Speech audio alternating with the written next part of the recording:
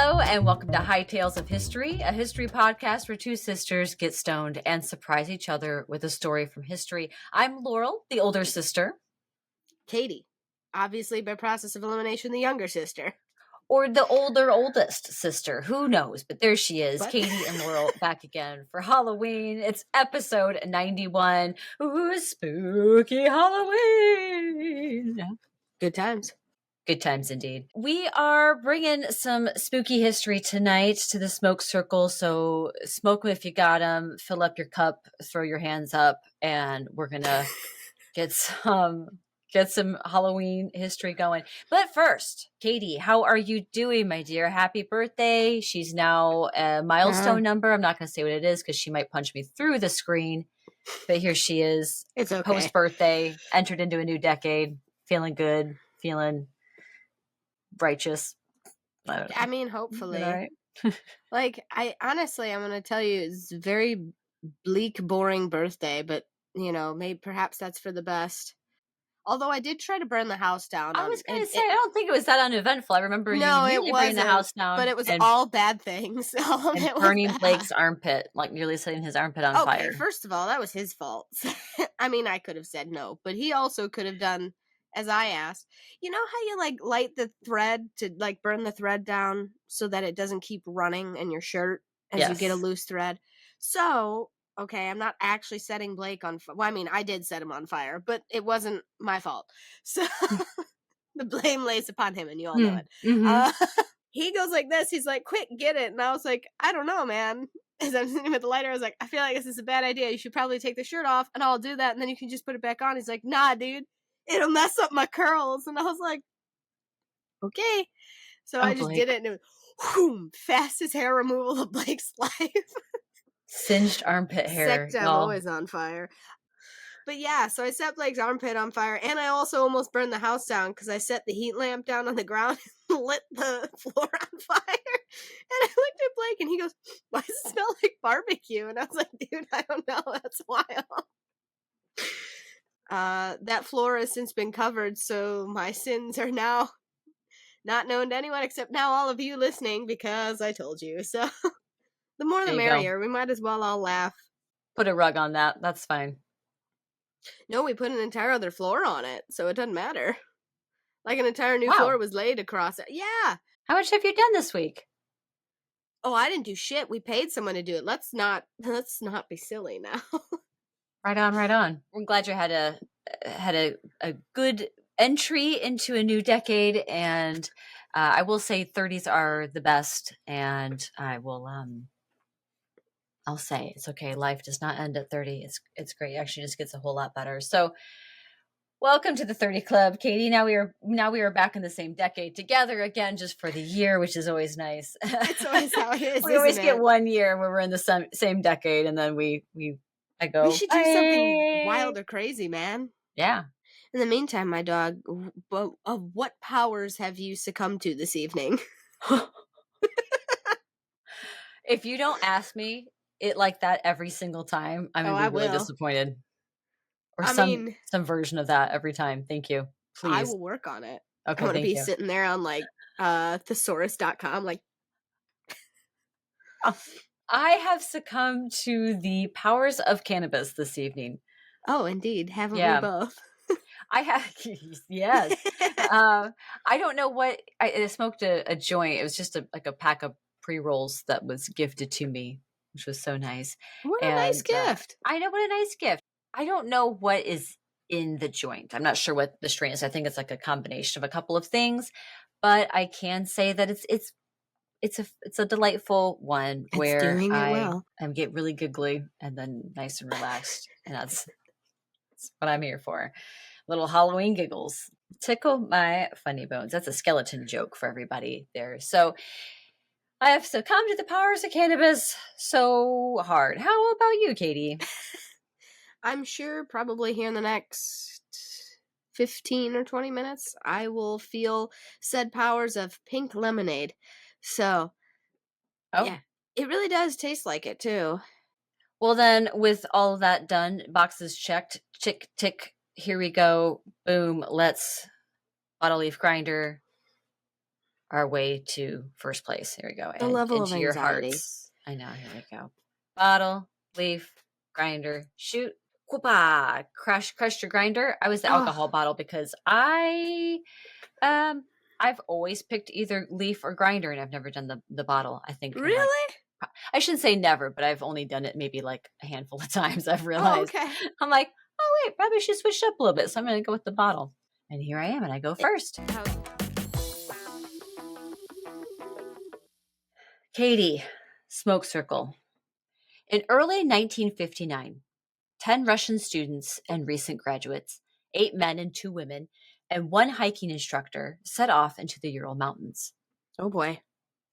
Not only was it going to be a great adventure for the group of friends during their break from classes, but completing this particular excursion would have earned the students their Grade 3 certification, which was the highest hiking certification in the Soviet Union at that time. One of the students who had chronic joint pain turned back, but the rest of the expedition went on. The group was never heard from again. When the rescue teams found them, their bodies were nearly a mile away from their campsite. You're doing the. You know which one this is?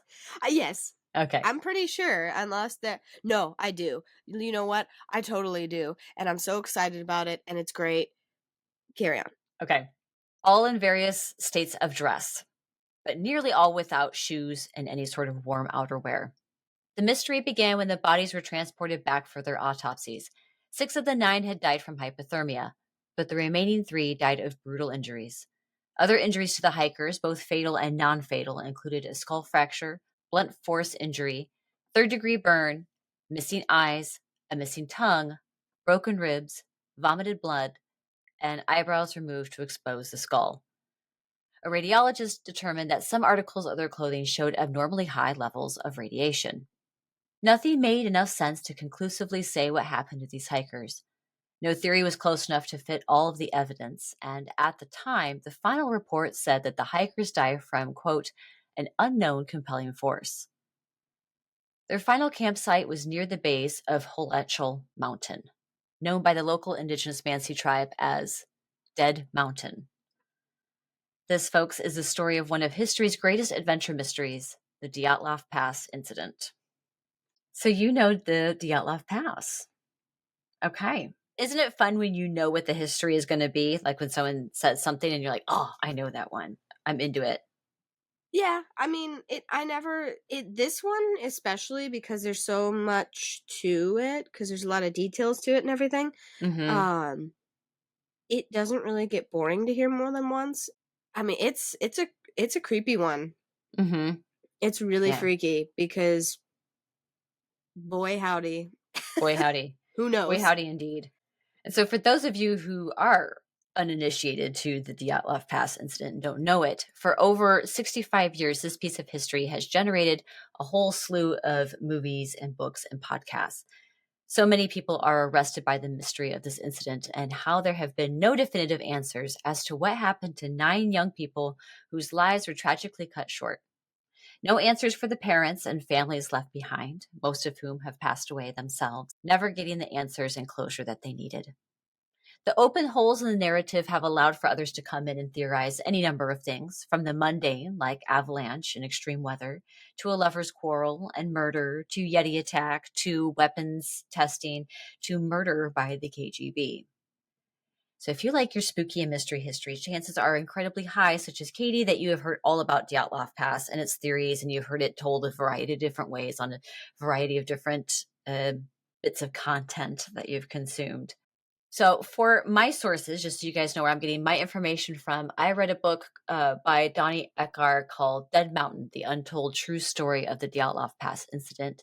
I've got an article from National Geographic, a journal article from Communications, Earth and Environment from 2021, and an article from history.com. So all my sources are in the show notes if you want to see where I'm getting all that from. Due to all the conspiracy theory that surrounds the story, I'm going to be making sure we're sticking to the facts as much as possible. And that's why I liked the book that I read, because Eckar was really adamant on staying to the facts, not exploring the conspiracy theories that surround it and being like, what really happened? He went to the source. He used all journals and case files and talked to those involved in the investigation. And so like spent some time with it versus just like, hey, here's something that I think happened. I'm going to be going through the key facts and the timeline of the incident. We're going to meet the hikers, touch on the different theories that have been proposed and why they don't quite work. And then we're going to finish it with how one of Disney's most beloved films may have helped solve the 65-year-old mystery. So first, let's meet the 10 hikers. Most of them were students or recently graduated from the Ural Polytechnic Institute, and they're all smart kids. And I'm going to collectively refer to them as the students, even though some were already graduated. And they're pretty much all engineers. One studies nuclear physics. No big deal. Oh, actually, there's another one that's a geology major. But, yeah, I mean, science. Am I right? Like, they're all science kids. So first we have the team's intrepid leader. That's 23-year-old Igor Dyatlov. A student of radio engineering, Dyatlov was famous at the school's hiking club, and everyone wanted him as like their Gandalf, their quest leader, because he was really good at hiking. That was his thing. He had like this encyclopedic technical knowledge of hiking, and like hiking engineering is what I'm going to call it. And he really was great at being in command and staying calm if shit hit the fan. He was a great natural leader. Next up, we have one of two women in the group, Zeneta Kolmogrova, Zena, as she was called. And she was also a student of radio engineering. And she's described as like someone who really bright, lively, lights up the room when she walks into it. She's really funny. Didn't hurt that she was also really pretty too. And some of the other members in the group kind of had little secret crushes on her, that she was just kind of like this cool tomboy girl. The other woman in the group was Ludmila Dobanina, and Ludya was the youngest in the group and was just like this all-around badass. So she's 20 years old, and there's a story of her getting shot while she was out during another hiking trip in the past. One of the other members mishandled the gun went off, so she gets shot in the leg by a rifle, and she was carried out over 50 miles of Siberia, like that sort of climate. But she's chatting with the group. She's trying to keep their spirits up. She's telling jokes and just keeping everything lively for them. It's a nice job, Lydia. Next, we have one of three Yuris, Yuri Yudin. So this is the member that I mentioned in the introduction who turned back. Yudin was the geology student, and he was forced to take a year off due to chronic health problems. So he had a heart condition as well as rheumatism, which is like an inflammatory joint and muscle condition, similar to arthritis.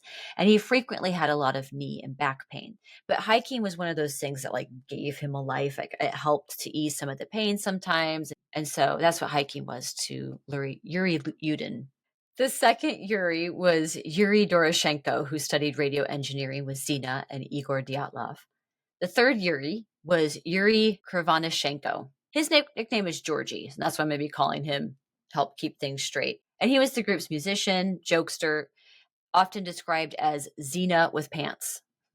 He was a student of construction and hydraulics. Seventh in the group was Alexander Kolevatov, a student of nuclear physics. And he's like this serious, sort of like broody and private one. He's like smokes an antique pipe, kind of just looks cool in the background, I think. Eighth was Rustam Slobodin.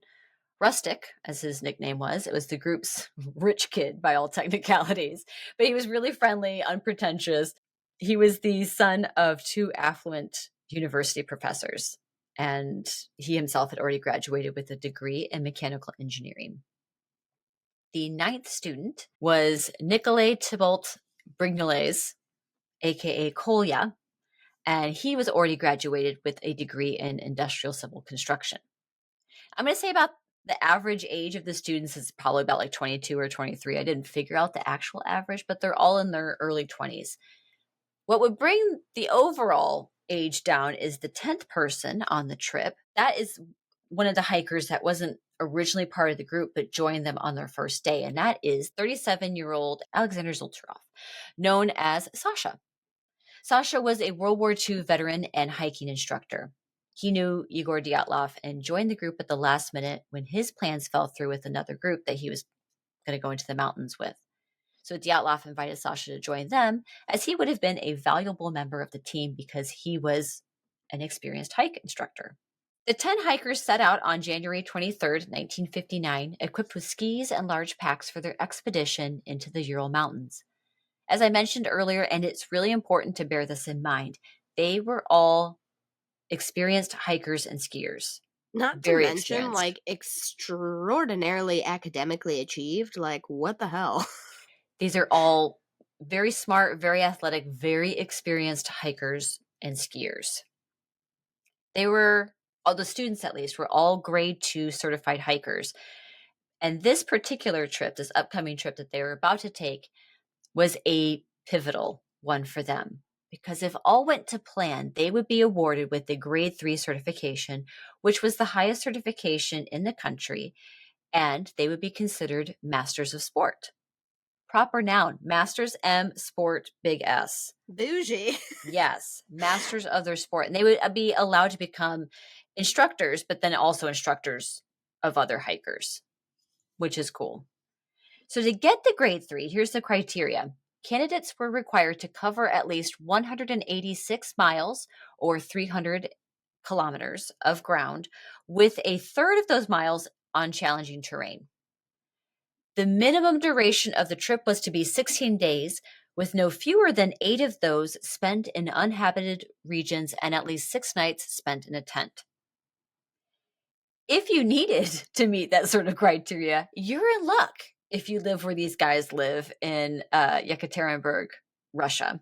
The town is located 1,036 miles from Moscow and is on the eastern side of the Ural Mountains. This mountain range, which runs north-south, is a natural barrier between what's described as European Russia and Siberian Russia. If people know their geography better than I do, I mean, in my mind, that makes sense. I was just trying to picture, like, okay, that's kind of like the European portion. Russia that you can survive in, and Russia that's actually scary to live in is kind of what. Perfect. Thank you. That's a great way to put it. Appreciate it. And yes, you're not wrong about that, because it's the same area in the country where those, where the really brutal labor camps are, the gulags, where those exist. So it's tough conditions out there, is what I'm saying. It's tough. So if you're like, hey, I need to do a grade 3 certification hike, Russia's like, look in our backyard. We gotcha. Just go on back. Let's head on back there. The group's journey took them on buses and trains until they got north to the area where they were going to be continuing by foot and ski. Because their journals and their cameras were found at the campsite as well as on the bodies themselves, we know what happened before their untimely deaths. We have some sort of documentation to see, like, oh, look how happy they are, and look, this is what's going on, and here's their journal, and this is what they're doing on certain days.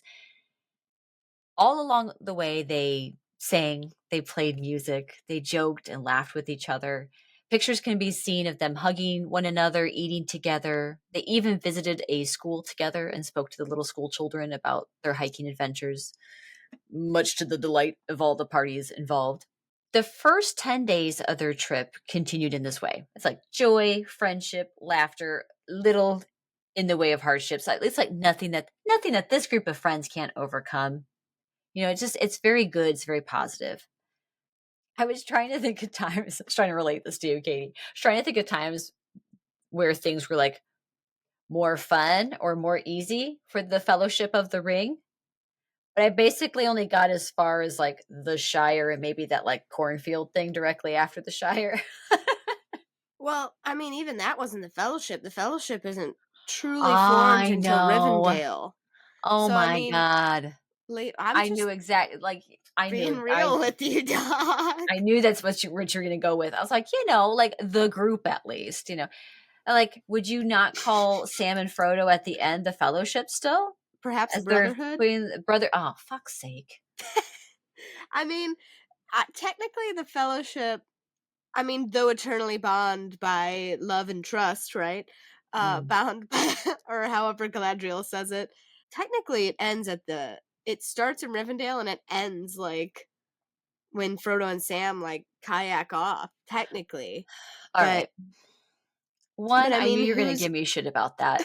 Two, I should have known better and just not even said anything in the first place. Because the point being, I don't even think that the Fellowship or any iterations of the Fellowship, pre-Fellowship, post-Fellowship, during Fellowship, Yeah. brotherhood, sisterhood, Are you looking for a positive moment with the fellowship? I'll give you one. basically. Thank Where you. they're cooking outside right before those crows of Saruman, because there's a foul voice upon the air. Mhm. And as he's like incantationing, there's a point where Merry and Pippin are basically learning how to use their swords and stuff, and they're both trying to kick Boromir's ass. There is one moment of joy and hope and like kinship amongst them. And I only wrote this in for one sentence to be like, I basically only got as far as the Shire, and like it wasn't a very good analogy at all. But we Right. just spent a few minutes on it, so here Yeah. we are. But basically saying that the fellowship, the no, any sort of brotherhood did not have anything on the Dyatlov Yeah. group. They were doing a great job. I mean, they had some minor setbacks in terms of like, Maybe that's the problem. Maybe you need more hardship in your journey, or you're yeah, bound for ill. they had plenty of hardship, unfortunately. But I mean, they had like minor setbacks like mistransportation, some brief run-ins with police who don't like singing and joy and music and trying to find accommodation. So there's some little things like that, but nothing these kids can't handle. On January 28th, Yuri Yudin, in terrible amounts of pain, makes a decision to turn back. Igor Dyatlov, realizing they were a little behind in their trek in terms of where he wanted to be, he tells Yuri that they're going to be a little late getting back to their checkpoint to relay the telegram to say, done, we made it, we're doing great. So please give people back home a little bit of a heads up just in case we don't make it to our telegram stop on February 12th, as expected. It happens, not a big deal. And they have somebody going back who's going to be able to give that information to people so people don't panic. Hey, if you don't hear from them on the day, it's okay. They're running a little bit behind. Now, if you're watching the episode, I'm going to have a map up here right now to show where the hikers started from in their town in the south there. And then going up north to the northern part of the Ural Mountains. And that was where, so they took buses and trains up north. And then they get to a certain point where they have to get off. That's where the hiking begins. And that's where they hike and ski. In that northernmost area where they were hiking and skiing, as well as like the area where they were all been found, that area has been since named Dyatlov Pass. In the last 24 to 36 hours before their death, about 10 photographs were taken. They're all smiling, they're laughing. Rustic's coat, it was perhaps left a bit, he was like the quote unquote rich kid, whatever. He left his coat perhaps a bit too close to like the stove or something. And he's like proudly like wearing his singed and like ripped up coat. The whole team seems to be in high spirits. One member drafts a mock newspaper with an editorial. Is it possible to keep 9 hikers warm with one stove and one blanket? And an announcement for like Dr. Kolya and Dr. quote unquote Dr. Kolya and candidate of science quote unquote Mudya giving a seminar on love and hiking. The sports page of the faux newspaper announced comrades Doroshenko and Zena set a new world record in stove assembly, and the science pages claimed a yeti lived in the surrounding mountains. The jokes and fun all turn to serious matters, such as setting up a shelter for temporary storage of items they won't need for a hike up the mountain. One of the last photographs of the group is this famous shot. I'll put it up here now if you're watching the episode. It's this famous shot of them, single file, walking up the mountain into gray and mist. That night of Talk February about 1st. foreshadowing, dude. How creepy. Mm-hmm. Yeah. Whoa, dude. It was just creepy how they were headed into mist and whatnot, and then, like, spoiler alert, they don't make it, but, like, yeah, Mm-hmm. it's just crazy, man. The night of February 1st, everything really goes wrong for the hikers, and no one knows for sure what happened. By February 13th, when the group has not returned, Dyatlov's family start to worry. They contact the university, which tells them, don't worry. They said that they were going to be running a little bit late. It's fine. Don't worry. We've got time. Chill. And then Rustic's professor parents, they get worried and they contact the sports club at the university, who then also tell his parents, don't worry. The Dyatlov group has just been delayed. They'll probably hear from him really soon. Just be patient. To Sit be back. fair, though, they did actually say we were gonna be delayed, so, like, Mm-hmm. why Yeah. would you worry? Yeah. Yeah, this is true. Yeah, and even Yuri Yudin, he does not know for a while that they haven't returned because everyone's like, oh, well, when I left, they were fine. I've had my time with my family. They said that they're running a little bit late. But, it's all going to be okay. On top of that, the sports club director was on vacation and like nothing really can be done while he's away. So, like, let's just wait till he gets back and we'll see if we hear word by then. But the parents then try other means to get a search started for their children, but a request for search planes is denied. When the club director Lev Gordo comes back, he finds a storm has been a brewing in his absence, and he gets a formal search team started, but alas, they cannot find the Dyatlov group's approved route. Nowhere to be found at the local hiking commission. So it was either lost or they never filed it, which means they knew where the group's destination was going to be, but not which route they were going to take to get there. So, which in any environment, even if it's not the Ural Mountains, makes a search a lot harder. But it's like the proverbial needle in the proverbial haystack when it Yeah, comes to I the would be Russian surprised if wilderness. they wouldn't have done that, though, wouldn't you? Well, they probably, I mean, they did file it. I can't imagine that Igor Dyatlov would not have filed a route I was because gonna say they that's were like so experienced. hiking 101. Yeah. Yeah, But basically, yeah, it probably got lost or they didn't actually put it in the file. I mean, that's the sort of stuff that could happen when you yeah, have just like that's paper true. copies of things. That's You know. irritating. Mm-hmm. Fun, right? So they're like, all right, well, now we got to just pick routes and get started. So that's starting to get underway. Now you can imagine there's a lot of bureaucratic red tape. There's a lot of time it takes to like gather people and go there and hike and find the ways that you're going to do. By February 26th, though, the search team finds a partially collapsed tent of the hikers. It has some snow on it, and all of the hikers' belongings were still inside. Some tears in the tent were noted, although it was realized later that the tear was done from the inside. And it wasn't just some accidental tear, but that it was actually purposefully cut with a blade or a knife of some sort from the inside of the tent. There was a trail of 19 pairs of footprints. Nope, there was a trail of 9 pairs of footprints leading from the tent, which led then down to the edge of a nearby wood on the opposite side of the pass. So it's about a little less than a mile or a 1.5 kilometers northeast. There, the searchers found the first of the 9 bodies. First bodies found were those of Yuri Doroshenko and Yuri Krivonishenko, also known as Georgie. Both were shoeless and dressed only in their underclothes or various levels of underclothes. What clothing they did have on was badly shredded.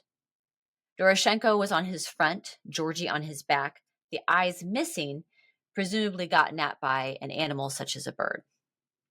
Yeah. The pair were next to the remains of a fire, and it will later be noted by a medical examiner that Georgie had third-degree burns on his body and a piece of flesh from his knuckle and his mouth that he had bitten off his own hand. Which that was a detail I'd never remembered from all the times I've heard this story. I was like, "Ooh, yikes! What happened?" But I didn't see much information as to like why, like what burned him. I bet that's all part of this mystery, right? But they're just like, Yeah, we've got some big bad burns on this guy's body. I don't know how much of the body, and then also that there was like skin in his mouth that was missing I from don't his think I've knuckle. heard that one before. Yeah, I was like, woof. Later, 3 more bodies are found between the campsite, the original campsite where the tent was found, and this pine area where the Uris were found. So within this distance. And these 3 bodies, even though they're at slightly different locations, are all facing back towards the campsite. So it was assumed that they were trying to find their way back to the tent based on the positions and the way that the bodies are facing. Those found were Dyatlov, Zina, and Rustik. Dyatlov was found on his back, his arms to his chest, pulling down the branch of a birch tree that he's found under. Like the Uris, he is also underdressed, but has slightly more on, in so much that he has a sweater, a fur vest, and ski pants. No hat, no gloves, no shoes, just socks. His watch is stopped at 5:31. Zena is found lying on her side, and she looks to be better dressed than any of the rest of her companions. She has a hat, ski pants, and a ski jacket, but like her companions, is found only in socks. Rustic is found on March 5th, so a little bit later, without shoes, and his position suggests to those investigating at the time that it looks like he and the others might have been trying to get back to the campsite. For a while, only 5 of the 9 hikers' bodies were found and recovered. It's not until May, so that was like early March when they last found Rustic. It's not until May, when more of the snow in the area is melted, everything's thawing out a little bit more, that a Mansi hunter discovered the remains of what looked to be like a snow den, or like a little snow wall. And inside that area, by a ravine, rescue workers found the bodies of Alexander Kolevatov, Nikolay Thibodeau Brignole, or Kolya, and Luda, as well as hiking instructor Sasha Zolotarov. Like their friends, all four are in various states of dress or undress without any shoes, or some were even barefoot. These deaths were more strange, though, in terms of their injuries. Kolevatov had died from hypothermia, like the first 5 hikers. Sasha Zolotarov, the oldest of the group, has sustained serious injury, quote, from a large force to the right side of his chest, resulting in 5 broken ribs and severe hemorrhaging. Kolya, Thibodeau Brignoles, also sustained serious injuries from a large force, but instead to his head. In fact, he had a skull fracture that was so severe that there were pieces of bone found in his brain. Holy hell. Poor Luda, though, her examination was the most disturbing of all. Based on the picture that I saw of like how they recovered the body, it looked like she was practically kneeling in front of a stone wall. So she's like facing it. Her body had sustained massive thoracic damage and internal bleeding, including internal bleeding within her right ventricle of her heart, and fractures to 9 of her ribs, which is like most of your ribs there. Stranger still, further examination found that her tongue was missing. It almost looks like if someone was like turned towards the stone wall, and then like a force came and pushed somebody so hard. You know, like the knees buckle, so it looks like you're kneeling, like you're on your knees, your feet are behind you. Yeah. And she was like that against the rock. That's what it looked like in the picture to me, to my eyes. In between the times of the first set of hikers being found and the second, the realization of the tent being cut from the inside was made, as well as Russian officials trying to bury that first group of hikers, so that's Igor Dyatlov, Zina, Rustic, and both the Yuris, as fast as possible. In fact, it was only 10 days since recovering the bodies from the snow. So like within 10 days of being found in the snow, autopsy, all that stuff, within 10 days buried.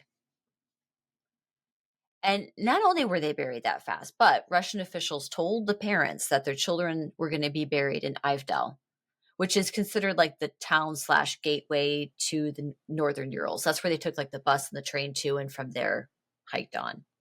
Okay. They're like, we're going to bury the kids here. And they're like, no, Yeah. because like that's not where they live. That's not their home. That's not where their friends and their family are. We're not going all the way up to Ivdel to visit their grave. Like, absolutely Right. not. But that's what the government said that they were going to do. And that's what happened. In this weird sleight of hand by the regional Soviet government, they controlled how the funerals played out. It would be done over the course of 2 days, and they refused to allow the procession to go past the school. Like, they're like, should we just like have a procession past the school? They're like, no. In fact, we're going to deliver the bodies as quickly as we can through the shortest route where there's less people, and take them to the cemetery directly from the morgue. Some mourners at the cemetery later reported seeing men that they believed to be KGB. So take that as you will. Georgy Krivanashenko's father reported that when his son was buried later, because Georgy was buried a little bit later and separately, okay. I think their parents like really fought to have him in a separate grave, I believe. So so he was buried a little bit later, and his funeral was very quiet, but there were 2 hikers that attended the funeral, and they told his father that they were hiking in the mountains around the same time as the Dyatlov group, and that they saw these really large orbs in the sky on February 17th. Prison guards in that area also reported seeing these same strange lights. Some people and family members speculated that was why the hikers were found with such dark brown skin, like they almost like had like tanned skin. Weird. And maybe that is why they fled from the tent in a panic. Big shrug. I don't know. There's a lot of speculation around any sort of weird things in this case because there are weird details. Some of it means something, some of it probably doesn't, but these are the details that are coming out. So his father did testify about this and reported this and was like, this is what I was told. I don't know. And some prison guards in those like camps up there were like, yeah, we saw like pulsing big bright orbs. That's Some weird. Yeah, some of the stories were such that it wasn't like, oh, it was just a meteorite or oh, it was just like a weird like little flash in the sky, but Right. that some of them were fully panicked thinking, oh my gosh, a meteorite, like it is like it's so big and bright, it Yeah. might be to collide in the vicinity. That's That there was freaky. actual real fear, not just like, oh hey, look at that cool light in the sky. There were some stories reported about that where people were like, no, this was huge. So mm, I don't That's know. weird. The last exposure on Georgie's camera was of a long streak of light. So if I'm able to put the picture up, if you're watching, I'll put it here. So is that a lens flare? Is it just a bad, shitty picture, like where it's poorly exposed? I don't know. But that is the Mm. picture there, the last picture on Georgie's camera. The burial of the last hikers, the last group of hikers, the ones that were pretty badly injured, was also swift, but this time only families of the hikers were allowed to attend. Although the families wanted open casket funerals, the officials didn't permit this request due to the severity of the injuries.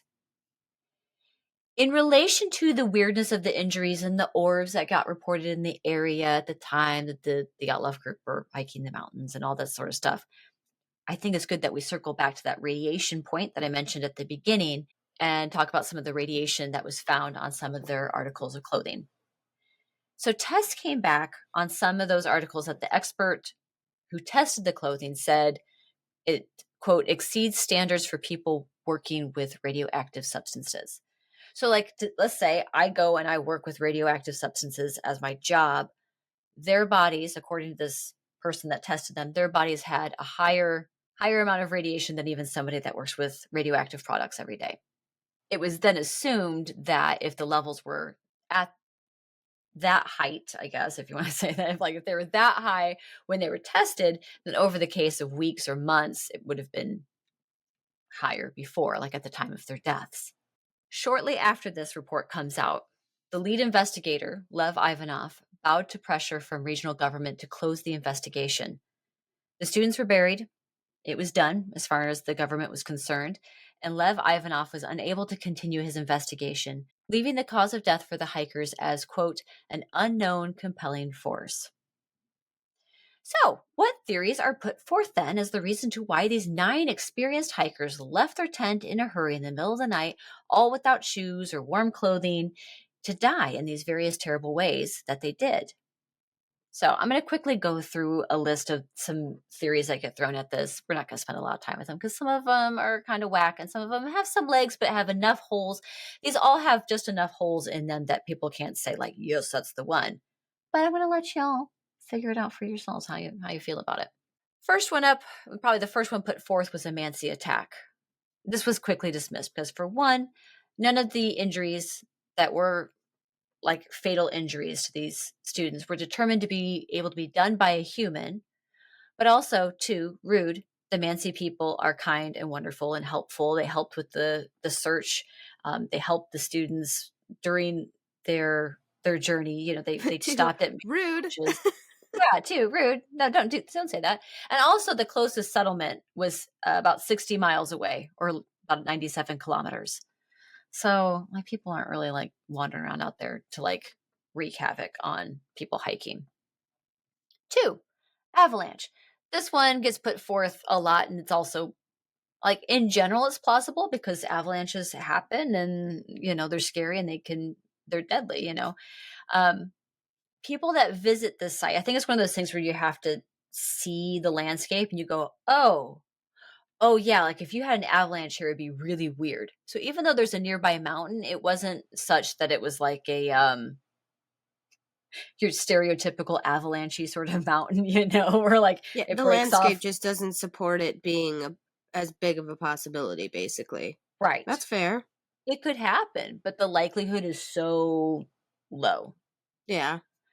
And that there weren't any. avalanche. Well, there were no sign of avalanche when the Well, investigators yeah, and the rescue because the teams got tent there. would have been fucking wrecked. Yeah, and it only And it had some wasn't. snow on it. Yeah, it only had some snow. It's kind of crumpled a little bit, but it wasn't like flattened. There's still all the stuff inside. Again, there were rips, but those rips were from inside to out. Yeah. And so they didn't see any evidence there, but then also there haven't been any avalanches on that mountain and in that area since the incident. So, Weird. because it goes to show how It's not common. infrequent they happen. Yeah. Yeah.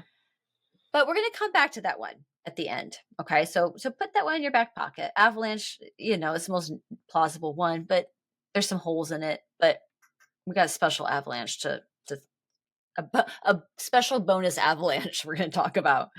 Oh, okay. Yeah. And then next we have high winds. So while avalanches might not really happen so often in this area, hurricane force winds do. And it is so windy and it's such a cold temperature. There are stories of people getting blown away by these winds if they pick up enough.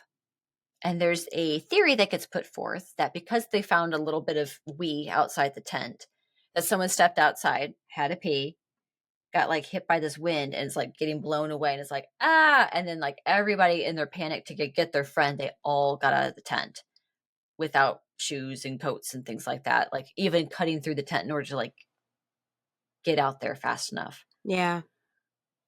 Okay, but like why didn't anything else blow away?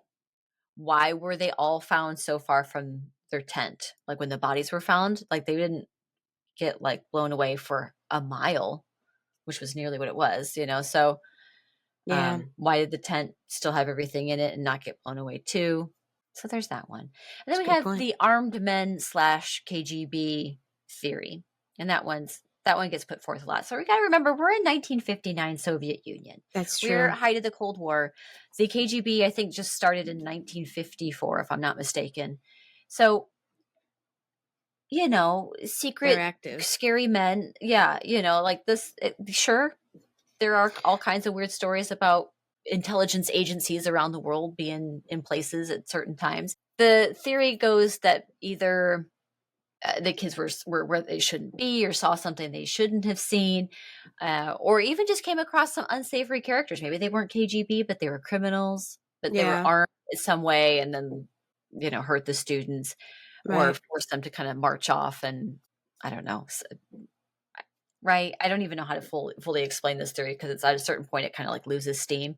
But again, we're back to the force of the trauma on these bodies was such that humans didn't do it, basically. Like they couldn't find enough force from a human being to be able to create these sorts of injuries Yeah. on somebody else.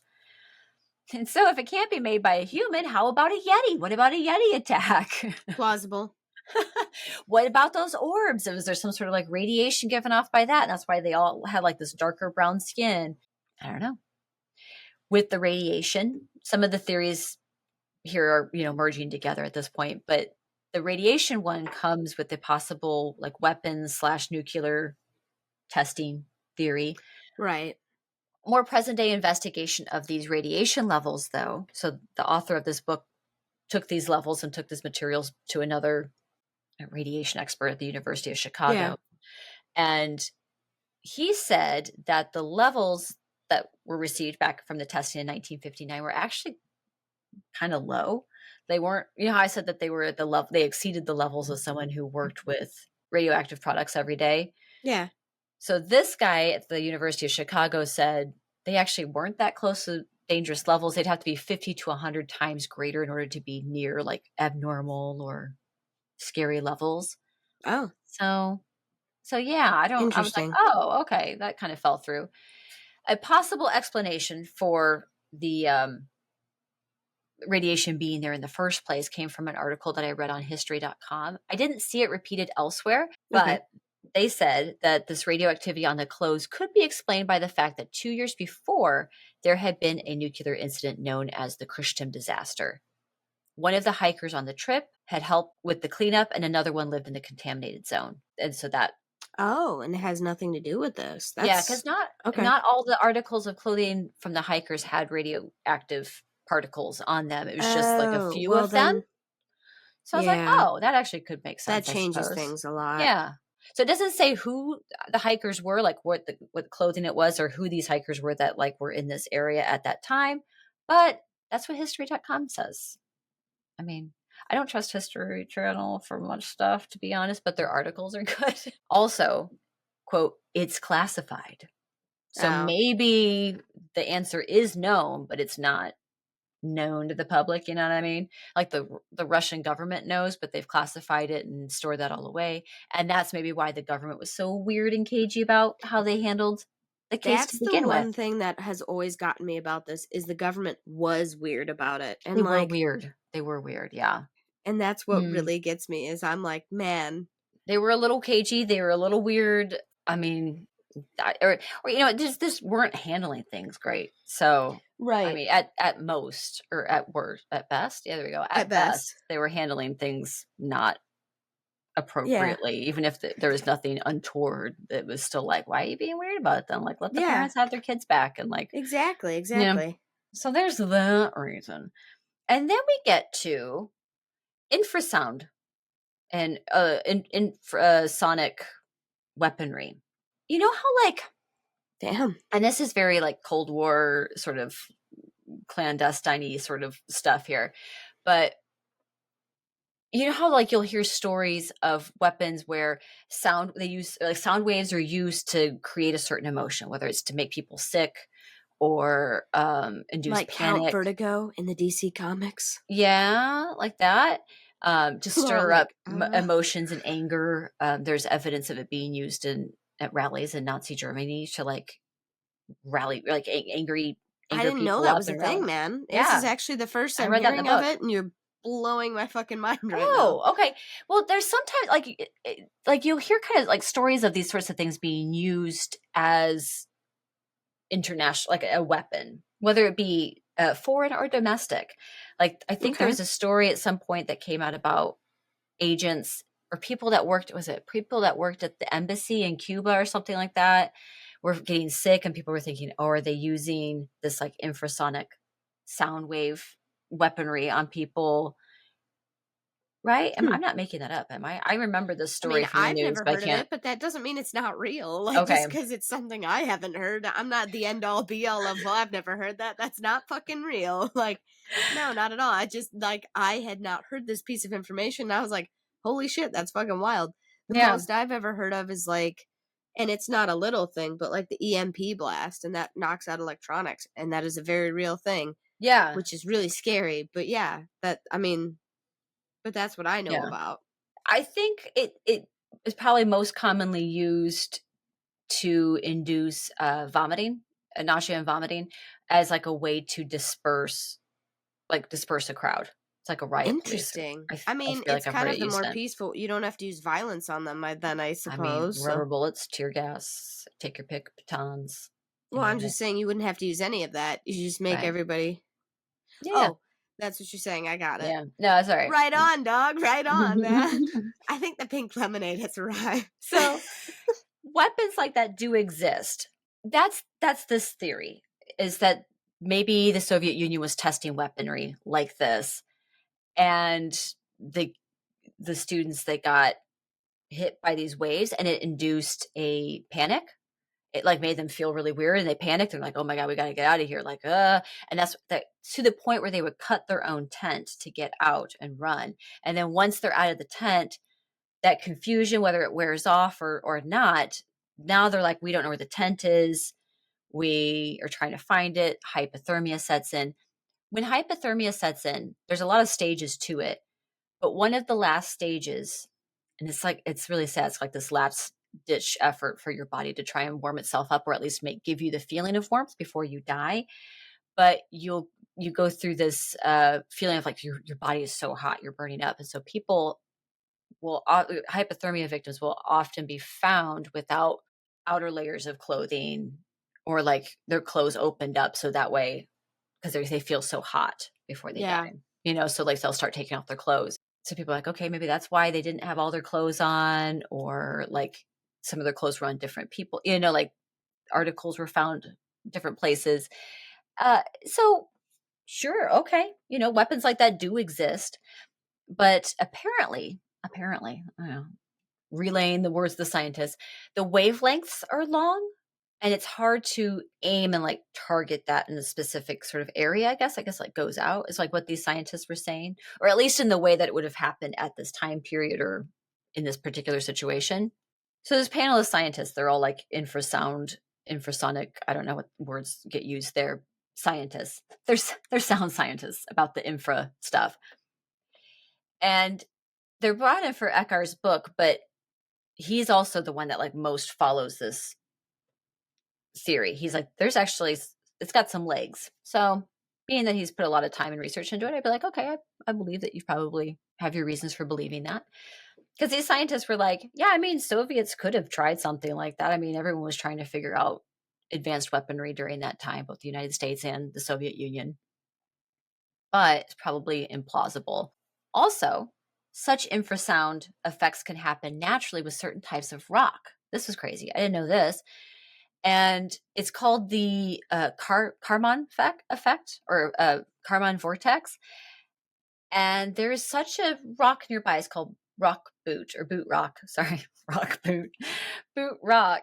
And there's the idea that this particular shape of the rock could create that same effect. So even if it wasn't like weapons testing, it's something that happened naturally. Yeah. Maybe there was again that same group of scientists were like, That's weird. That wouldn't really do that. I mean, you would hear whistling happening from the rock, but it's not enough to create like actual physical or psychological effects. Sure. It might be kind of a weird thing to hear, but like it wouldn't really cause everyone to panic and do what they did. There's one scientist who's like, yeah, actually that probably could have happened. That could be the real thing. So, I mean, it sounds like it's slightly mixed in that. But speaking of weird things that happen in Russia, just after Icar left the country, they had the second time, they had their own infrasonic event similar to the Tunguska event. Yes, I knew you were going to bring that up. Funny enough, at Halloween, I only realized halfway through writing this, I was like, oh shit, I did another Russian mystery last year for Halloween. Oh, did you? Whatever. Yeah. It's fine. So they're fascinating. Who gives a shit? You got a lot of interesting things that happen in that big, vast country of yours, Russia. It's massive. Yeah. But yeah, so and actually at that time, because dash cams existed, there's footage of this event. Was it in Chelyabinsk? I should have written that down. I think Chelyabinsk was the name of the town that happened at or near. And you see windows get blown out all of a sudden, like glass shatters everywhere. What caused it? It's crazy. That's what they thought the Tunguska event was like the meteorite exploding in the air as opposed to actually hitting the earth. Oh, yeah. It exploded and something like that. Yeah. But yeah, so that's technically an infrasonic event. But there are dash cam videos of this. I'll if I can find them again, I'll put them in the show notes so you guys can see. But so it's not impossible. It's not unheard of. No, not at all. So that's the infrasonic one. The case was opened back up again in 2019. There's this renewed interest in the Dyatlov Pass incident. So the Russian government opened up the case books again. They did? Mm-hmm. I never thought they would open up anything that they weren't feeling up to. Yeah, they re-examined all the evidence from the case files and everything. And this was in 2019. And they concluded that an avalanche was primarily responsible for the 9 deaths. I'm going to quote here from my National Geographic article, but it says, key scientific details were absent from the report, however, including a clear explanation as to how an avalanche could have taken place with no documented evidence of its occurrence left behind. What the scientists argue was that it was something called a shelf avalanche, a slab avalanche. Okay. Because the mountain, you know how I said it's like weird that the area would have an avalanche because it's not like really high mountains. It's a really shallow slope. But there's a thought it's very rare that these slab avalanches happen, but they're small and they still create a lot of force, but it's not like a huge avalanche like you see on YouTube and like Right. documentaries and stuff where like it's like a huge thing of snow flying at you. Mulan, Mulan, exactly. Yes, that was exactly. prime example. Mm-hmm.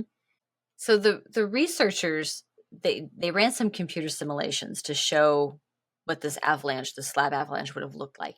And like I said, wouldn't have been very big. They estimate about the size of a SUV. It's like a car, basically, about 16 Okay. feet long. And because it's small, it would go to show, like, yeah, that's probably why they didn't see evidence of an avalanche, because it's so small. It would just look like maybe a snow hill or something. But how could such a small thing create such traumatic injuries, right?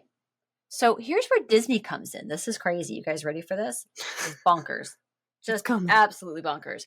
The man that these researchers were working with, his name was Johann Galmi. He's the head of the snow, or Galm. He's head of the Snow Avalanche Simulation Laboratory at EPFL. So he's in Switzerland. He was working on like what a slab avalanche would have looked like in this case. And so Galm explains how back when Disney's Frozen came out, he was so impressed by how well the animators did the movement of snow. Science nerd stuff. They're like, hey, nerd to nerd, how did you make the snow look so freaking amazing To in make Frozen? I'm good impressed. animation is impressive. So Yeah. and So they he's like, should be, because to get real, like even like making hair move naturally is like really hard to do, you know? so he's like, how did you do this? I would love to know. He met with the specialist who worked on the frozen snow effects, and he modified the film's snow animation code for his avalanche simulation models. And he then wanted to simulate the impact that avalanches have on the human body. So it's a little bit gruesome. But with this code, this team then gets these realistic values for the force and the pressure. Like, what does traumatic impact? Like, we need to get the actual numbers Right. to plug in here. I don't know. I'm trying to sound like I know what I'm talking about, but coding and like technology stuff. And so they then go to the automotive industry, who has all these values of different body sizes and weights and Yeah. impact points and Right. speeds, because General Motors had done all these different tests on cadaver bodies. Mm-hmm. And so they use the data from that to plug into their Put a lot of snow effort into simulator. this, in other words. Yes, they did. They totally did. And the researchers' computer models demonstrated that a 16-foot long block of hefty snow could, in this unique situation, handily break the ribs and skulls of people sleeping on a rigid bed in the tent. These injuries would have been severe, but not fatal, at least not immediately. So we're back to the avalanche again. When it comes to people that know more about avalanches, who have experienced it, who are different hikers, a lot of them say, actually, when you put it like that, like, yeah, I could see how a slab avalanche could do that, based on how one would pitch a tent on that slope, like how they were probably sleeping, like what their sleeping arrangements would have looked like. So Yeah. I'll put some of the pictures here. It kind of shows like what would happen as like the avalanche came like up over the tent. And that would be why they would have left the tent in a panic, for sure. Absolutely. Or cut their way out, because if the snow was still on them. Yeah. Now, of course, this doesn't explain everything, because all of these theories have holes in them, but this is the closest that they have gotten so far. And that's what they came up with in 2019, was this slab avalanche. Thanks to Disney's Frozen to help simulate what that might look like, so they could go, okay, that would do it like that, or that could do it if this is exactly what happened, right? Right. But people don't like to hear avalanche because it's a bit too mundane or whatever. It's not exciting and adventurous enough. It's not a Yeti It's not attack. mundane to be in one. Right, so. exactly. Yeah, I know. I was like, mundane for who? But yeah, that's what they say. They're like, I mean, yeah, it's probably Occam's razor, the most whatever. Most likely answer is probably the one. But that's what they come up against. So as it stands right now, so 2019, the Russian government says avalanche. This is where we're at right now. But that is the story of the Dyatlov Pass incident.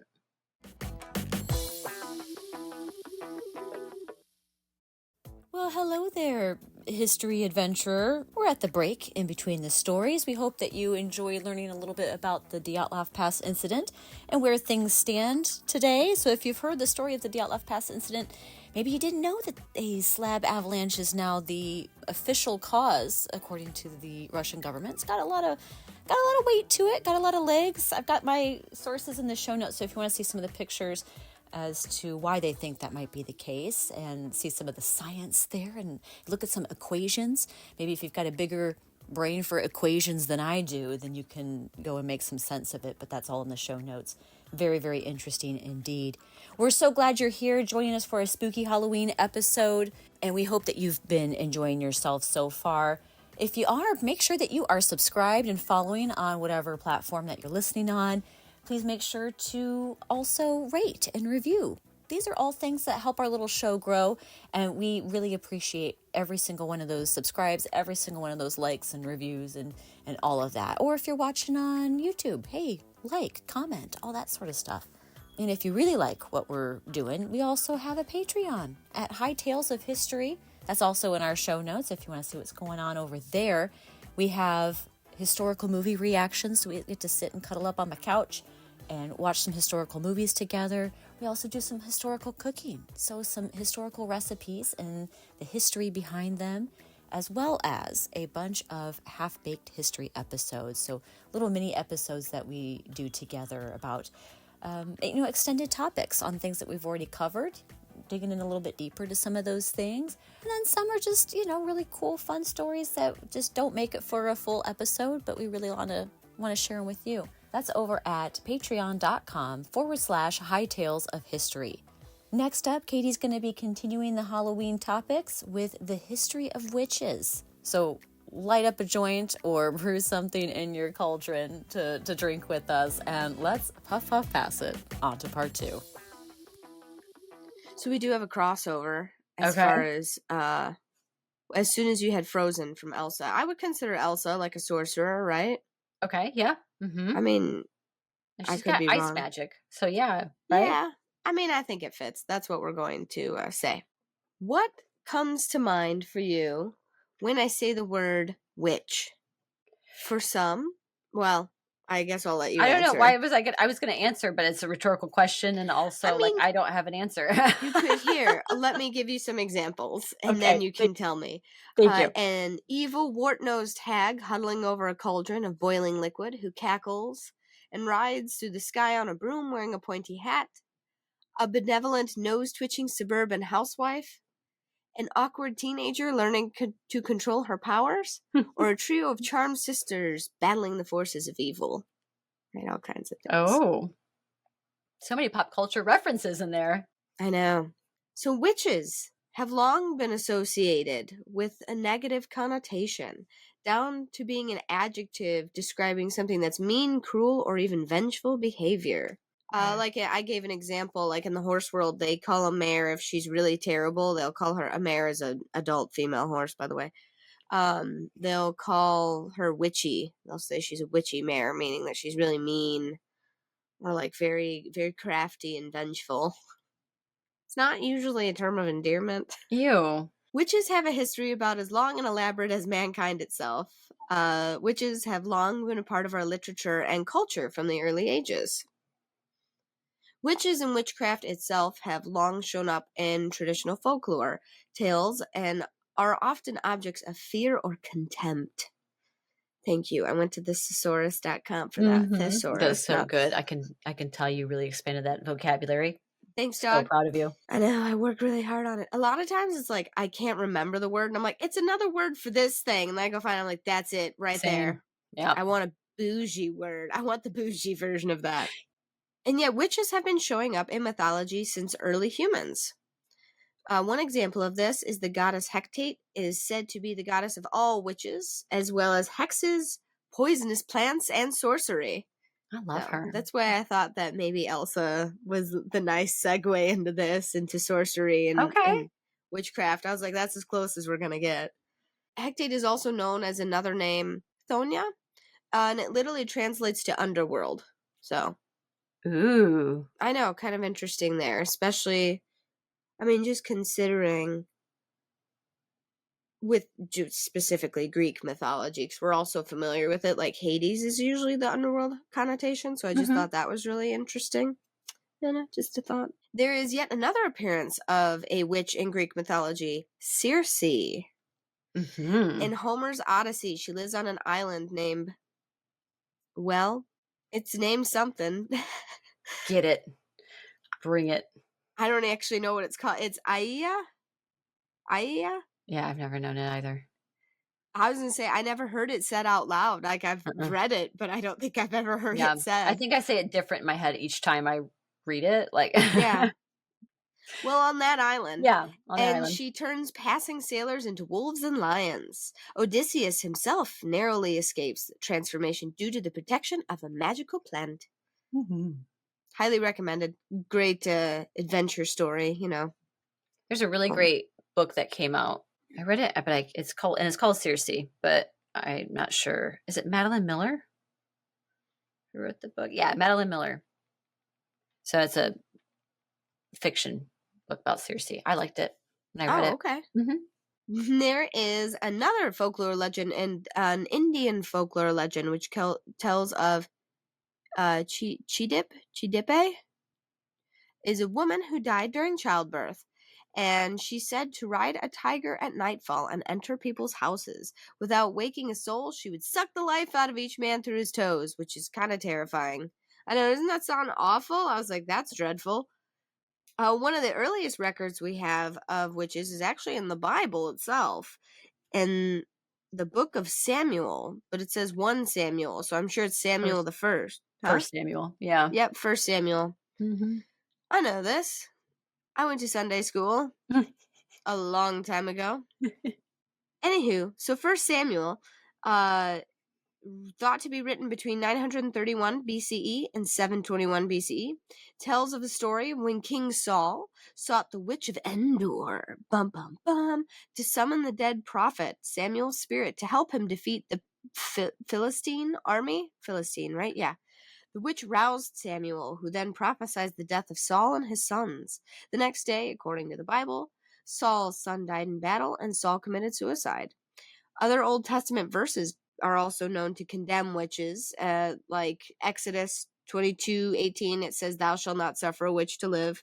And additional biblical passages caution against divination, chanting, or using witches to contact the dead. Oh no. Wait a second. Can we back up for a second? So did I Sure. hear that right? Saul went to go wake this woman up, wake the witch up, and she was like, She helped him. dishonor on you, dishonor on your whole family, dishonor your. King Saul sought the witch to summon the dead prophet Samuel's spirit. So he was seeking Samuel's help to defeat the armies of Palestine. Okay. And Samuel prophesied some not great things. She was just kind of it sounds like The conduit for yeah, for the thank you, yeah, transaction to happen. Okay. pretty I much. For whatever reason I heard that, and I heard that like he woke her up and she was mad and she cursed him or something. Like she's I mean, like, I'm glad right. you And clarified I was because if like, you thought it, probably somebody else thought it. So I'm glad to put that straight because that's very different from oh, I was like, what it same was trying to girl. tell you. Same, sister. I would also curse the person who woke me up. Be like, Right? dishonor How on dare you you, interrupt my nap? No, no, dishonor on she the was whole just a family. conduit, Okay, and the person who is seeking knowledge got a little bit more than they bargained for, and that's pretty much the case usually. got you. So, and Thank then you. of course we have some of the most famous portrayals of witchcraft in good old Shakespeare's Macbeth. The Mm-hmm. three fates, who are essentially witches, are the first characters that the audience even encounters, which I had totally forgotten until I was writing the story, and I was like, oh yeah, you do start off with them. I'm such a nerd that I loved my Macbeth. I liked it so much when we were reading it in school. I went and bought my own copy. I still have it today. It was the bougie copy. Oh, It had all nice. kinds of extras. So, like, every page, it would break it down for you as you went with all this, like, I don't know, it was a nerd copy, is what it was, Nice. but, So much fun. literature. So, these three witches act as agents of destruction, sending Macbeth into a spiral of corruption and obsession. Mm-hmm. Spoiler alert. It's tragedy. Who would have guessed?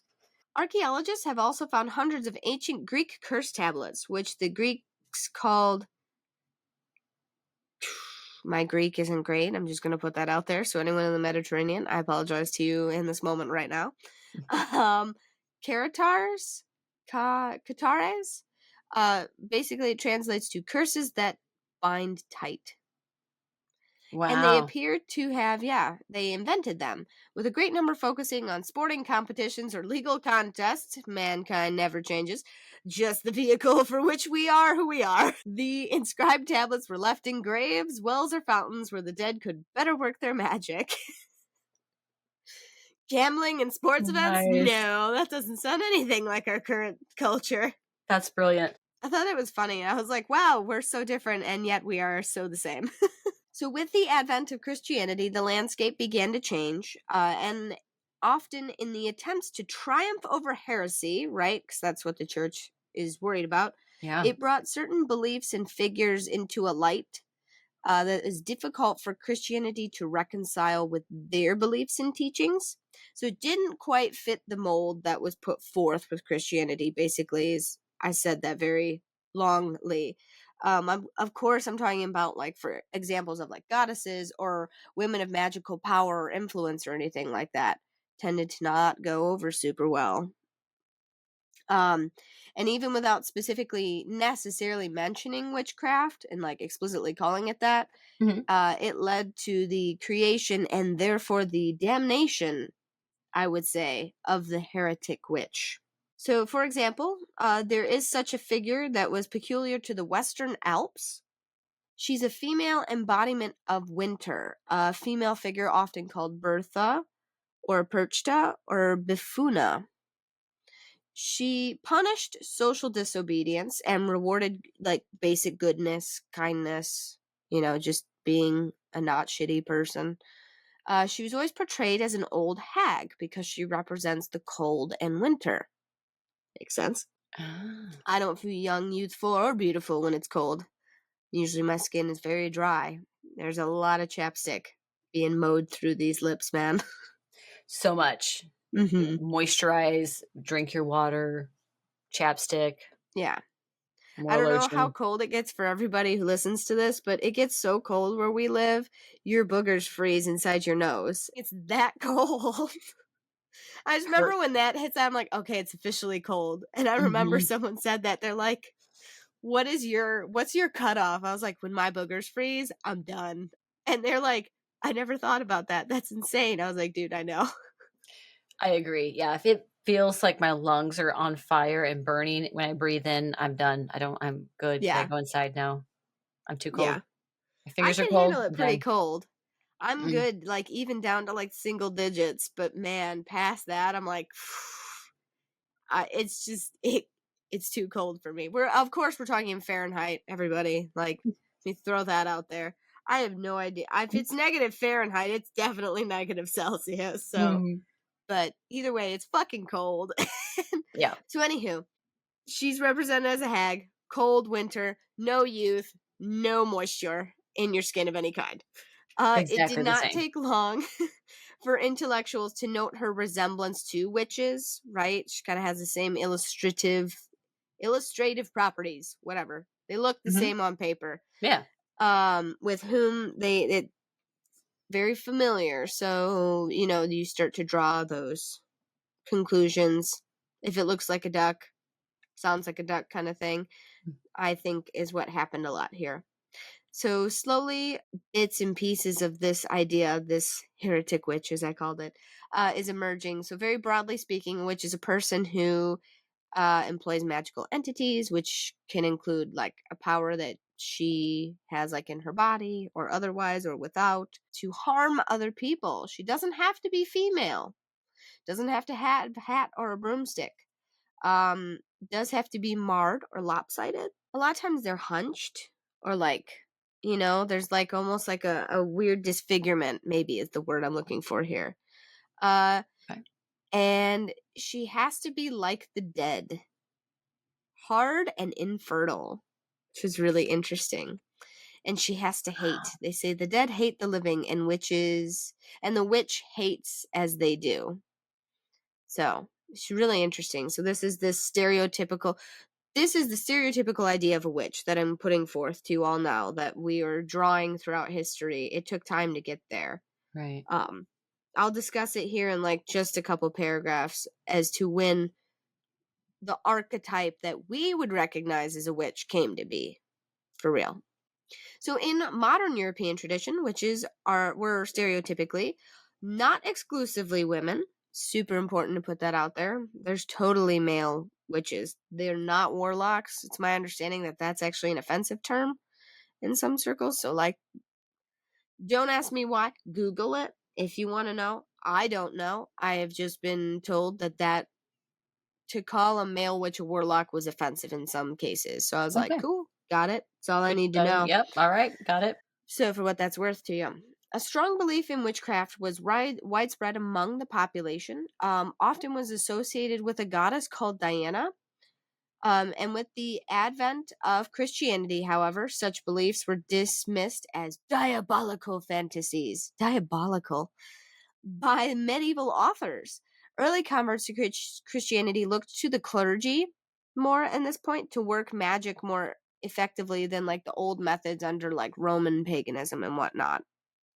So, to fill you in, Diana is a goddess in the Roman and Hellenistic religion that is primarily considered the patroness of the countryside and nature, hunters and wildlife, childbirth, crossroads, and the night and the moon. She is equated often with the Greek goddess of Artemis and absorbed much of Artemis's mythology early in Roman history. The newfound religion provoked a methodology involving saints and relics, right? We're kind of speaking of Catholicism, I think, at this point, but it's Mhm. similar to the gods and the amulets of the pagan world. The Protestants' explanation for witchcraft was commonly involved a, uh, they love this word, diabolical appeal to the intervention of spirits of evil, right? Oh. Draw a pentagram, summon it up, blah, blah, Oh, blah. right. Okay. Yeah. Laura, like, oh, of course. Yeah. Yeah. Yeah. When Gotcha. you put it that way. So, witch hysteria really took a hold of Europe during the mid 1400s when many accused witches confessed, often under torture, to a variety of wicked behaviors. Within a century, witch hunts were common, and most of the accused were executed by burning at the stake or hanging, none of which were great. Single women, widows, and other women on the margins of society were especially targeted, which is Mhm. really shitty. But, like, I mean, look at Hocus Pocus. Yeah. Three weird sisters who live on the margins of society, right? And I get it, they're bad guys in the movie, but it's following the trope. Right. They're Yeah. hanged, Hmm. and none of them are married. They're older, right? And they don't live in town, so it's just kind of one of those things. Hmm. Just an interesting thought. They have lands or, money of some sort. So between the years of 1500 and 1660, up to 80,000 suspected witches were put to death in Europe, which is a ton. If you're interested to know if there were other crazy trials going on, not just witchcraft in Europe, there were werewolf trials. If you didn't check out last episode, just thought that was super interesting. That's Yeah. actually, I was researching this story when I came across that other one, and I was like, whoa, hard tangent. I'm hitting that first. Oh, yeah. I had to. Wow. 80,000, you said? Yeah. So, Yuck. 80,000 suspected witches were put to death in Europe between the year of 1500 and 1660. So, 160 years, right? Or is that 260? No, it's Fif- 160. you said the 1500s, like early 1500s or like mid Just 1500s? 1500 Oh, to okay. 1660 specifically Yeah, are like the years like given. 160 years, but Yeah. potentially. Yeah. Wow. I know, it's a Ew. lot of people. Yeah. Around 80% of that were women thought to be in cahoots with the devil and filled with lust. Oh, Yeah, no. Not God lust. forbid. Not lust. Man, they would hate the radio. Not Um, that. Germany had the highest witchcraft execution rate. Yuck. I know. Well, Ireland had the lowest. Wow. But again, just going to throw this out there. If you go way back in history to when the Roman Empire came into Germany, Germany was kind of Rome's bitch. They just kind of like kicked them when they were down a lot. So Hmm. I Okay. don't know how much reading you've done, but yeah, it's pretty brutal. Also, in Ireland, a lot of their druidry and their witchcraft traditions and their folklore included, right? Kind of got absorbed into their culture and carried on under Christianity. So, like, I mean, look at St. Patrick's Day when he drove all the snakes out of Ireland. That's not snakes, it's paganism, and it's the spread of Catholicism. Like, I don't know. There's just a lot of that. Mhm. I think a lot of it Right. was just swallowed up, and it was a peaceful undertaking as opposed to a violent one, if that makes sense, Okay. versus the burning of witches. Okay. That makes I'll sense. follow that. Yeah, sure. I'm a little roasty, so like, Roasty call me toasty out if you kid. need Yeah. to. I don't know all of history, so I'll let somebody else call us out. It's fine. All right, feel that fair, fair. So the publication of a book called the Malleus oh, you know it. You're Yeah, I mean, please continue, but yeah, I feel like Malus Maleficarium, Malleus Maleficarium, written by two well-respected German Dominicans in 1486. It most likely is what spurred witch mania to go viral, some might say. Even in the 1400s, we went viral. yeah, is that the The Hammer of the Witch or something like that? Is the name of the book or something close to that? Something like that. Yeah. Yeah, that actually you're exactly right. So the book, Yeah. usually translated to The Hammer of Witches, Mm, was essentially a guide on how to identify, hunt, and interrogate witches. there it is. Malleus Maleficarium labeled witchcraft as heresy and quickly became the authority for Protestants and Catholics trying to flush out witches living among them. For more than 100 years, the book sold more copies than any other book in Europe except the Bible. Mm-hmm. So Yeah. Gross. it's not a nice book. Mm-mm. All of this violence and hysteria and mania going wild, it wasn't until the Renaissance era that our modern perception of the witch is even formed and truly born. And one man of the period arguably did more than any other to define what we imagine witches look like today. He's German. What a surprise.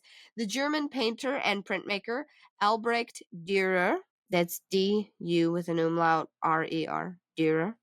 In a pair of hugely influential engravings, Dürer determined that what would become the dual stereotype for the witch's appearance. On one hand, as in The Four Witches, a work in 1497, she could be young and beautiful, her physical charms capable of enthralling men. And on the other, as in The Witch Riding Backwards on a Goat, great work of art, Nice. that one was done in the year of 1500, she could be old and hideous. The latter print represents a naked crone sitting on top of a horned goat, a symbol of the devil. She has withered, drooping dugs, they call them, for breasts, so saggy titties. Her mouth is oh yeah. Her mouth is open as she shrieks spells and incantations, and her wild, wind-blasted hair streams unnaturally in the direction of her travel, a sign of her magical powers. She is even clutching a broomstick. Here is the matriarch of witches that we find in pop culture today. Yes. So the hair goes in the direction of travel. Mm-hmm.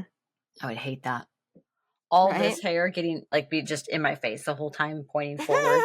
Oh, no, thank you. That print was produced during what's considered the golden age of witchcraft imagery, the tumultuous 16th and 17th centuries, when vicious witch trials, swept across Europe. The peak of the witch hunts lasted from 1550 to 1630. Across Europe, there was Reformation and Counter-Reformation.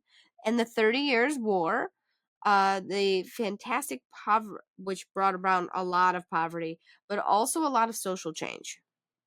Even King James and his text, bougie way of spelling demonology, very bougie though, just going to put that out there, which was written in 1597, was asking, why was there such a proliferation of witches? Everybody assumed it was because the world had gotten so foul that it was coming to an end. Interesting, right? As a result of all of this, there is an outpouring of brutally misogynistic witchcraft imagery, with artists taking advantage of the invention of the printing press to disseminate the material rapidly and widely. Just send it out everywhere, man. Witchcraft is closely allied to the print revolution. Many of these prints, such as the powerful color woodcut Witch's Sabbath, which was done by Dürer, our good old buddy, in 1510. Oh, it's his pupil, excuse me. His pupil, Hans! Hans Baldung Green? Yeah. Oh. There's actually a place where you can go see this stuff. It's in the British Museum's exhibition, which, hold on, I'll tell you where that's located. It's in a London museum, Okay. which is probably multiple of them. I'm sure that's like an extremely unhelpful statement to say out loud. I mean, it feels British Museum-y. Why not? It just said in the British Museum's exhibition. It's in one of my sources. If you Okay. want to find it, one of my sources talks about a guy who went and interviewed about witchcraft and all the rest of it. And they had stuff where I thought they were talking about clothing and items and stuff from the 16th and 15 and 1600s that had to do with the witchcraft and like literature and stuff about it and stuff. Like they have a lot of that. And I would go look at it, but I'm also a nerd. I would travel the world just to go to some rad ass museums. So some of us have done that. Yeah. Oh, for sure. Love a good museum. Absolutely. Isn't that what you did when you went to Scotland or no? Well, I was about to say, actually, yeah, at the National Museum of Scotland, there's, I believe that's what it's called. I have pictures. I'll put some of them up here now. I was going to make a reel out of them, which actually just fits perfectly. But yeah, of King James's, tirade against witches. There's thumb screws and like stuff like that. It's like, it's pretty icky, but they had a section of that there. Mm-hmm. Yep. It wasn't a small portion of history, let's put it that way. For sure. Meanwhile, all this is going on, we're at the point in history of the infamous Salem witchcraft trials. Just across the ocean on the other side. Mm-hmm. The trials began in the late summer of 1692 and ended in the early spring of 1693.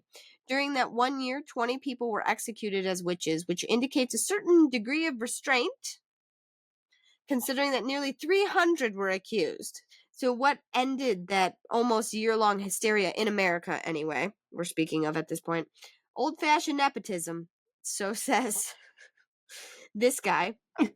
He says the thing that shut down the Massachusetts Governor William Phipps, was as soon as his wife started getting mentioned as a possible witch. He told the court, clear what's on your docket, and then we're done, and started commuting the sentence every time they found someone guilty and sentenced to be hanged. So the hanging stopped well before 1963. 1663? Yeah, 16. I'm sorry, Okay. Did I say 19? Yep, okay. It's all right. I dyslexia them again. It's all that brain trauma. I can't see shit in the right order now. But yes, 1693. Gotcha. So that brings us all to the question of, what is really a witch? Throughout history, various types of witches have emerged, each with unique practices, beliefs, and areas of focus. We have green witches, also known as hedge witches, or as kitchen plant. You can call them that as well. I don't know if I'd really want to be referred to as a kitchen witch, but I mean, if that floats your boat, who is here to tell you you're wrong, right? Or a plant witch. No, a plant. These witches have a deep connection with nature and the earth cycles. They often work with herbs, plants, and the natural elements to heal and create potions and perform magical rituals. Green witches have an extensive knowledge of herbalism, gardening, wild crafting. They're, right, so like, surviving in the wild, basically, is what that would kind of translate to. That's a great skill to have. I mean, so like wild crafting, like which plants are safe to eat, which are not, which are healing, which are, wild craft. You don't have any wild craft, you better get started, man. Oh, here you go. Their craft also revolves around fostering a harmonious relationship with the environment and using nature's gifts for magical purposes. There are also crystal witches. Crystal witches focus their energies and properties on crystals and gemstones. They believe the crystals possess unique vibrations. There's vibrations again. What? More crossover. And can be used to harness and direct energy for various purposes, such as healing, protection, divination, and manifestation. Or murder. No, just kidding. Sorry. How do you know, ma'am? Mean, how do you know? How do you know? Anywho, crystal witches. Similarly, the cosmic witches are drawn to the celestial, and the aspects of the universe. So they study astrology and planetary movements and align their magical practices with the positions of the celestial bodies. Cosmic witches often work with lunar and planetary energies using phases of the moon and positions of planets to guide their spellcasting and rituals.